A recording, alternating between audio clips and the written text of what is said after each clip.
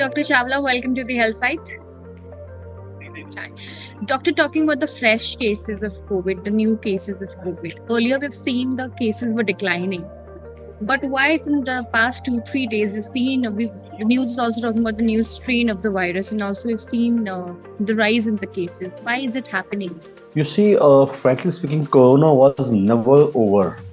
Right from the beginning of 20, continuously we seeing we have the first wave, second wave, then the suspected third wave, fourth wave.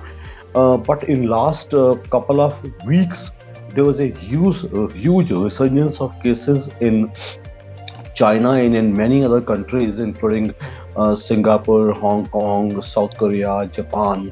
And since the international travel is on, so we always thought a new entrant which is called BF.7, which might enter our country and which has already entered our country.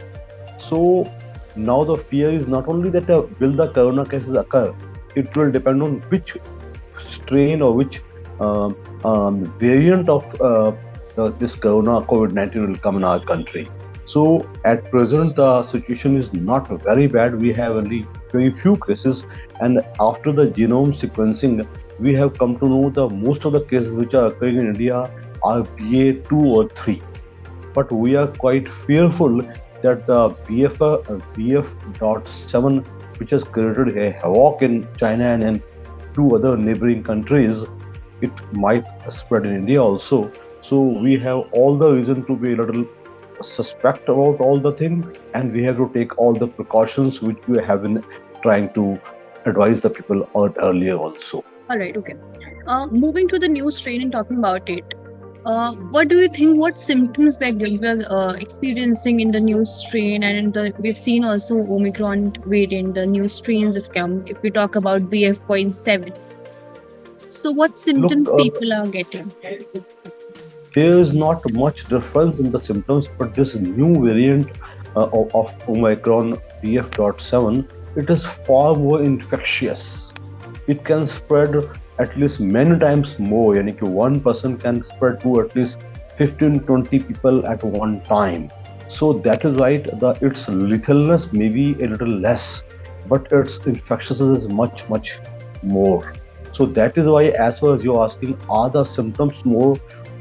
Ever since the Omicron we have seen, it was not as oxygen depleting as the Delta variant of the second wave was.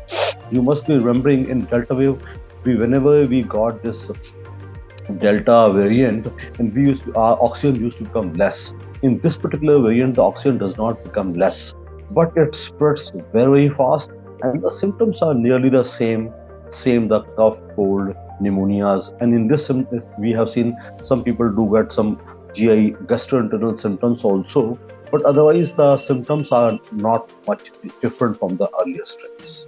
All right.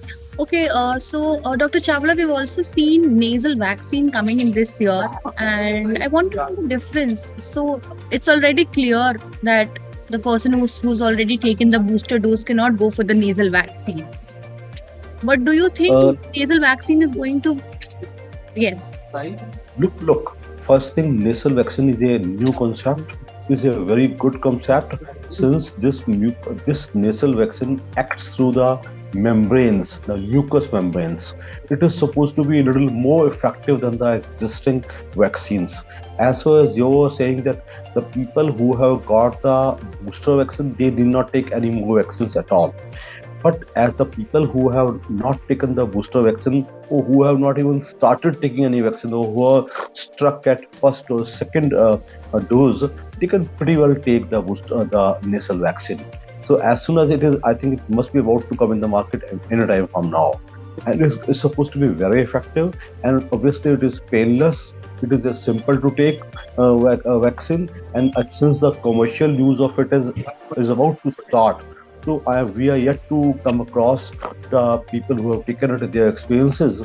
But otherwise, the trial-wise, this is supposed to be very effective and very safe vaccine. All right. Thank you so much, Doctor. This was the need of the hour, and we really wanted to talk about COVID-19. Thank you so much.